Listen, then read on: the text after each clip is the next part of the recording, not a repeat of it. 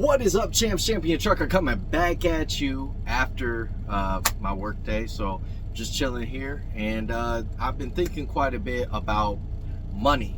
You know, money is the root of all evil, it's once said. And I think it's just a tool. It's actually a promissory note that, hey, I'm paying you this in order to receive a goods.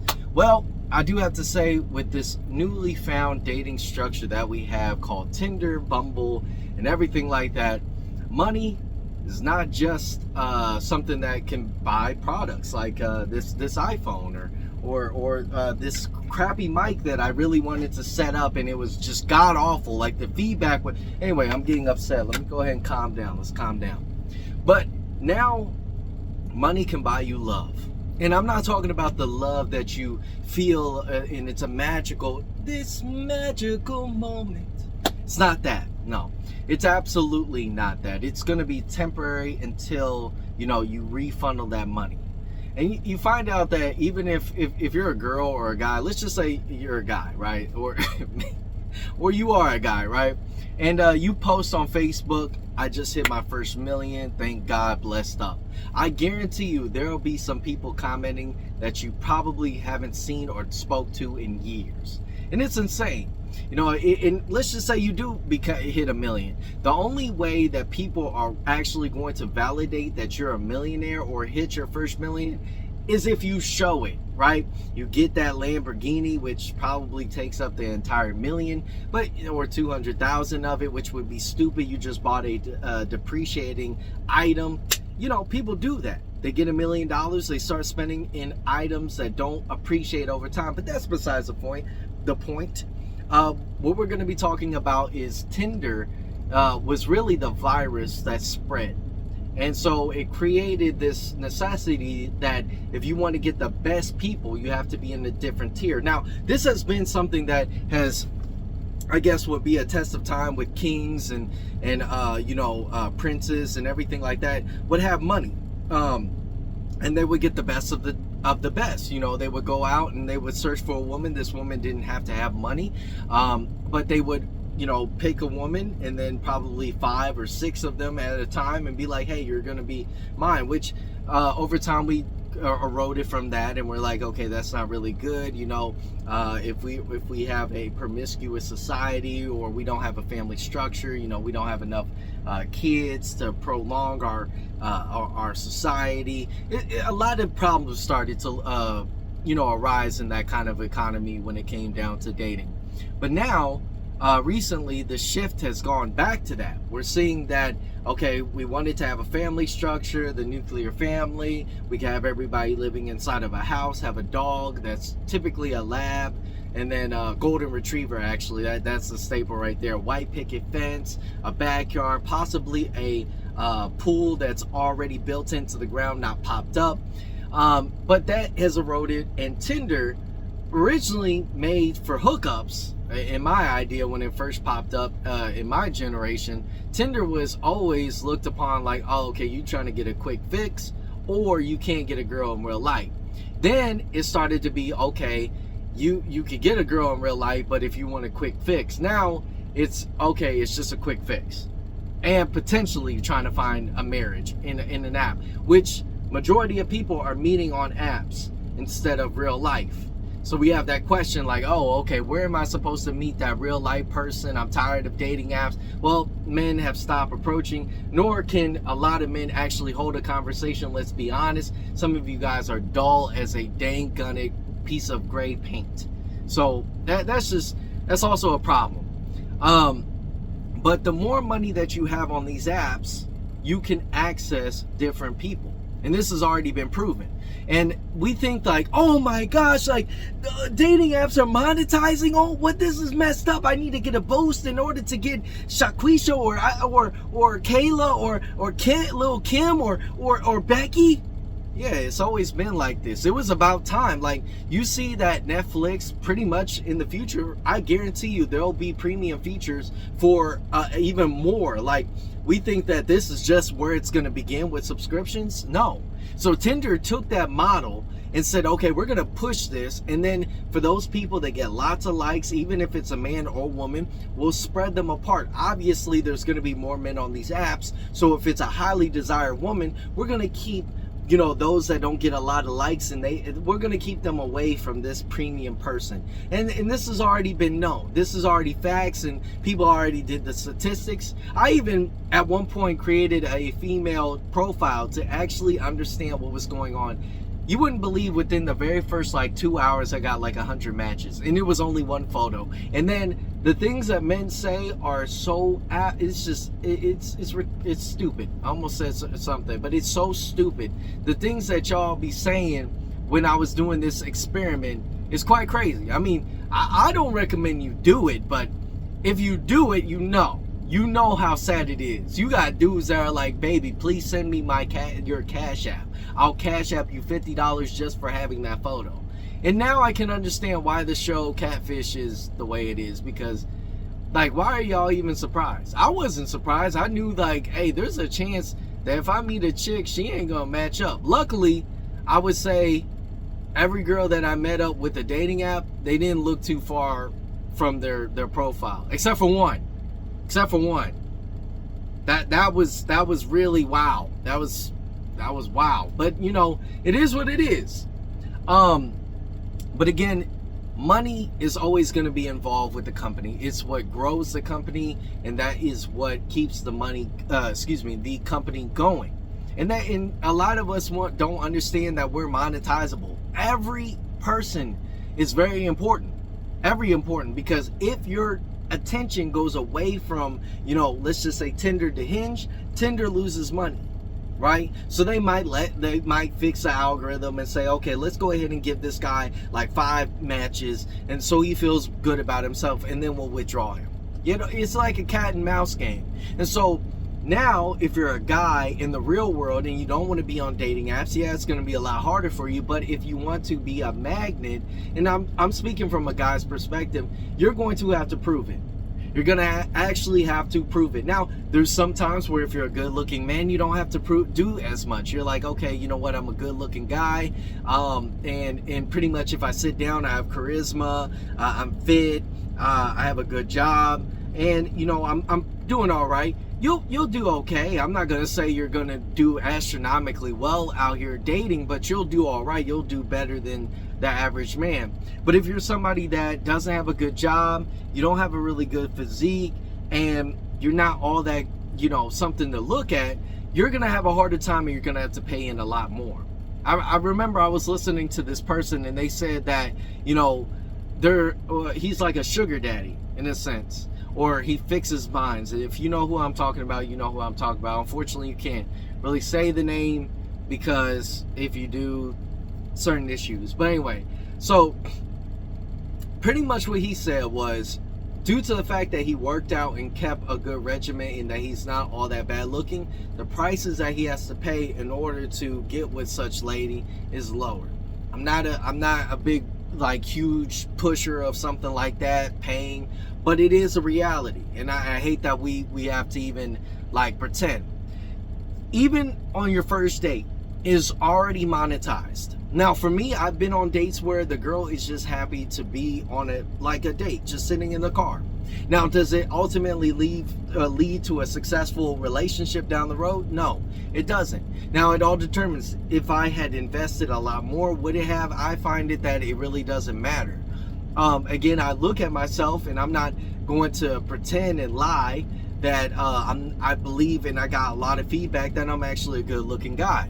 But even for me, from a young age, from high school, I understood that money is also a huge component in order to get success in all corners of the world. But a lot of dudes want to focus on looks maxing, which I'll talk about in the future. They want to focus on looks maxing and thinking that is going to be it. Well, I used to be 130 pounds. I'm ranging from 160 to 165 pounds. I have quite a bit of muscle and everything like that. All it did was amplify what type of women I was getting. But what then amplified me even more was working on my social skills. On top of that, I was always sociable. I just needed to elevate that. On top of that, I elevated my amount of money. On top of that, I elevated a lot more things, not just one facet of my life. Oh, okay, I got a beard. Oh, okay, you know, I got a beard and I'm working on my hair and stuff like that. So I didn't just focus on these things, right? I knew that I could capitalize on certain things within myself. A lot of us know, okay, I think I can achieve this if I put in enough work. Some of us want to kid ourselves and believe, okay, hey, let's just say me, right? Excuse me. Let's just say me. I said, man, you know what? I'm going to work to look like Brad Pitt. What the heck is wrong with you? Like, yeah, I mean, I would love to have the hair, luscious hair like Brad Pitt, but I'm not going to, unless I go Michael Jackson, to get to that, it's unrealistic. So I always knew that it required money to be in a relationship in order to gain experiences, to share experiences. So when I was in high school, I created my own business, right? And I looked at the opportunity. I sold candy. I had other people sell candy for me, and I would give them a cut. I ultimately made so much money at that time that I could take my girl out on dates. I'd saved enough money to go take her out to Kings Island. This was before I had a job. I couldn't just go get a job and do everything I wanted, right? I had limited hours and everything like that. I was getting paid like $7.50. Now today it's $20. That's crazy. I was getting paid $7.50. That was my first job. So I always understood that, yes, I got the girl, but then in order to maintain it, I was paying for hair. I was paying. I knew that in order to keep the girl or to keep the girl happy, now I'm in a different mindset. I'm not about to do all that. I'll give myself experiences, and then if a girl likes what I do, I'm not gonna change all too much, because I'm not really a bad guy. I do a lot of activities that are fun to do with me. So some of y'all are boring. You were born boring because you didn't have an experience. And I get that. And I'm not trying to shame you. A lot of men go throughout life not having an experience other than video games in a fictional world. But the way I was raised, I was able to live a life different from a lot of individuals, especially for a mixed, you know, a black and Hispanic man. So I got to see different parts of the states that I was around and realized that, okay, traveling is also a part of it. So I'm not shy about getting an experience. But a lot of you guys think that dating or money right now is not necessary in order to get a girl. I think it's, even if you're a good looking guy, to still have money and to still have a skill. The number one thing that my dad always told me was, people respect two things in this world: mass and skill. And I think that is very true. You see a giant guy that's 6'5", 250 pounds to 300 pounds of muscle. That guy is a giant. He's a monster. If you see a guy that's Jeff Bezos' height, but yet he has billions of dollars, there's nothing you can do but respect a man like that. But if you take away that guy's bulkiness, he could be 6'5", lanky, he'll still do all right, but nowhere near as well as somebody that was built big and has money. Now, if you take Jeff Bezos and take all his money away, he would just be an average guy out here, bald and not doing too well. And that's the reality of it. But if you infuse yourself with these things and the idea that, yes, dating is monetized in this current predicament that we have in this world, you'll do fine. You'll understand that, okay, hey, I'm not the best looking guy, so I have to pivot and understand. Look, in football, I was talking to CDO.Keiko, check his channel out, but I was talking to him about, you have to pivot and parlay. Look, in football, wide receivers have to pivot in order to figure out an open spot and get away from the guard. But the thing that you have to do in real life is that you have to go down the line, pivot, and figure out, okay, hey, I might not look like Hugh Jackman, I might not look like Michael B. Jordan, I might not look like Chris Brown, or you are, but you don't have that status. So pivot and parlay. Start working on the details. Parlay, if you're not familiar with what a parlay is, okay, if you get a betting game betting app, right, like MGM or FanDuel or something like that, you can predict, okay, hey, the Boston Celtics are going to play against, I don't know, the Indiana Pacers, right? I don't even know, they should be able to line them up together, or the 76ers. You line those two up, and pretty much they go head to head. You can choose, okay, I think that the Celtics are going to win, and they already have a negative, so you're not going to make as much money. You'll make some, like $1, $2, determining on your bet, or thousands. It all determines on your bet. And you pick the winning team statistically. You don't make a huge win. Now, if you know that team is going to win, you start breaking it down into details. Okay, this team will reach above this amount of points. This player will make this amount. I remember I was really big into the 76ers. I don't know why. I like the team. I like the chemistry. They did all right the year that I was really focused on them. But I would always parlay, break it down, and I would be happy at the moments that a teammate would score at that time. And I was really big into the betting scene. No longer do I bet. I don't focus my money on that. I rather diversify my funds within the stock market rather than betting. Probably in the future, if I come up on, a good set amount of money, I might dabble into it, but it's addictive, just like the stock market. So I'd rather have one thing that I'm addicted to that can result in more money than losing money. And with the stock market, you can bounce back. But again, love equals money. At this time point in period, a lot of dudes are acting very surprised that money is what you need to get a girl. They're like, I don't want to pay for it. I don't want to. Guess what? When I go out on a date, I go and do something that is a fun experience to me. Top golf. I used to be a baseball player, and to find out that, it's all about the hips. It's about the movement. A lot of people like to move their hands a lot. They like to hit and use their hand, but it's all about the follow through. Yes, you can have strength in your arms, but if you don't have coordination with your body, you'll miss, you'll strike out. So when it came down to Top Golf, I'm like, okay, I like to do it. It costs $50, right? Typically it can vary different locations, but $50, why not invite a girl and do that? Mini golf, bowling. A lot of y'all are one-dimensional, and so yeah, some girls, they'll be like, oh no, I don't want to do that. I never really had a girl tell me that she never wanted to do that, because it's always fun, regardless if they suck or not. Just hopefully they didn't fall over the dang gunning line where you're supposed to stand back. I've seen one of those videos where I think a guy just I was like, dang, that's crazy. I always wondered, when will that happen? But pretty much, you have to start doing things and entertaining yourself. Once you understand how to entertain yourself, and I'm not talking about go to the movies, that's something I personally like to do, but activities. I like to go to the theater, I like to go to the art museum, and these are things I truly love. Like, people in my life understand I like to do. I like to go to outdoor activities. That's just who I am. Now, if you're somebody that's indoor, you might like to go bowling. You might like to go top golf. You might like to go mini golf. You might like to do a various amount of things. And that's why you should understand you before you go out here and monetize somebody else in their life. Having a child will teach you this very lesson, that a lot of the things that you do in life you're going to be paying. If you have a kid, you're going to be paying. A lot of guys want to be cheap.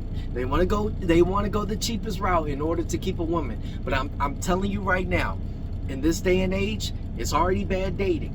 But you're going to have to invest not only in yourself, but once you get into a relationship. That is why I don't really date right now. I focus on myself, because I rather build myself up to the position where I can share everything that I've learned about me. A lot of dudes want to blame, oh, she's going to Aruba, she's going to Dubai, she's going to England, she's going to Brazil, she's going to Puerto Rico, she's going everywhere. Why doesn't she go with me? You're not going to do it. You're going to do it because of her. Listen, for me, I'm going to go travel. I was born into a family that already knew and loved to travel. right?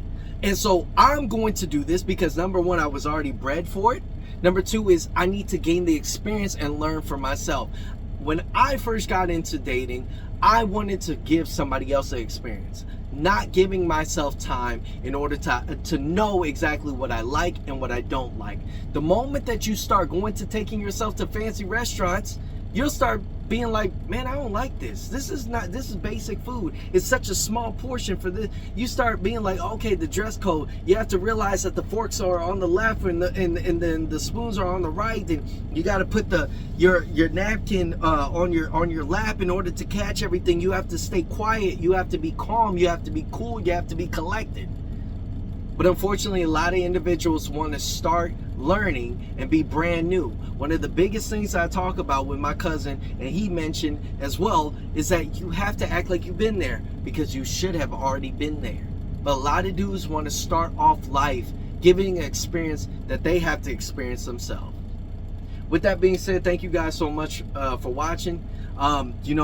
Dating today, yes, it's in shambles, but I think it's actually one of the things where if you were the type of person that you didn't grow up religious, this is probably the best you'll ever have in your life. Because prior to like 2005 or whatever, it was always strictly a Christian-based thing. There wasn't women out here throwing that thing. It was kept on the low. But a lot of dudes don't understand that, yeah, it's messed up. I got messed up. Like, I got messed over a bunch of times. But the thing about it is, I'm not mad about it. That's life. The thing that you have to understand is yourself. So you wouldn't allow yourself to get into these situations had you done the research, gained the experience, and realized, okay, if I go to Ruth Chris, or I go to Javier's, or if I go to Nobu, if I go to these restaurants that are widely known and everything like that, you realize, okay, I know exactly what I like. I know what I want to do, and so it's better for you. I gave too much game in this video. Love equals money, and so at this time, I'm not jaded about it. I'm a strong believer in never cheaping out on an experience. And at this point, like, if I do anything, I want to do the full amount to it. And so if that means that I gotta wait 2-3 years to live the full experience, I will. And so a lot of people are like, well, I'm cheaping out. I'll go overseas, but I'll be very cheap. That's not how I want to operate. That's not how I want my champs to operate. It's a trucking channel, but mainly trucking is a big life lesson in the world. You go out, you want to go get a truck, you want to pay for a truck that's cheap and flip the money. Then you turn around and realize that it costs you more money in order to maintain that truck, than rather get a truck that you did the research, spent time, and really felt for. And a lot of individuals, they want to skip, they want to run before they even know how to. So I did that mistake, and this is where I'm trying to teach you guys. I'm 27 years, going on 28, but I have lived a life. I've been married, I've been divorced, I have had multiple relationships, one lasting 5 years and the shortest lasting 8 months. And I'll tell you one thing, keeping women or a woman is not an easy task. Just like if she looks at a man like you and you've been in the position that looks good, that makes good amount of money, that's about his morals, has experience, it's hard to really be attached to that man because this man knows what he wants and what he doesn't want. And that's the thing. A lot of people want to shame it. I don't. If a woman has experience and this is what she wants and she's garnering results, then fine. If she's not, then she has to pivot, parlay. But the thing is that a lot of men want to get on women and tell them what they should do. I'm going to tell you one thing. Having a daughter, you do not do that. You can tell them, or you can listen to them, rehearse the same thing back to them. But the thing is that they ultimately have to make a choice. Another man can come into your life and smack the mess out of your mouth, and you can probably get on the right path. But I'm telling you, learning from what I've learned is that there are very few individuals overall, doesn't matter man or woman, that will literally take what you say and run with it. A lot of people will have to bump their head. And that's probably you. I think that a lot of dudes in the red pill space, and I'm not catering for women. I'm definitely not. I've had my issues and stuff like that, but I always claim that everything that ever happened to me is my fault, because it was me. I was in that predicament. I was there at that time, at that moment, and it's my fault. Obviously, there's nuances, and we have to spread the blame, but ultimately, it's my fault. So don't be surprised. Thank you guys so much for watching, champs. I hope this video helped you out. If so, comment down below. Follow me on IG if you got to this point, where I upload a lot of skits within trucking and some personal things within my life. Thank you again for watching. Hit the like button, subscribe if you're new. I'll catch you, champs, in the next one. Stay safe out there on the roads. Peace.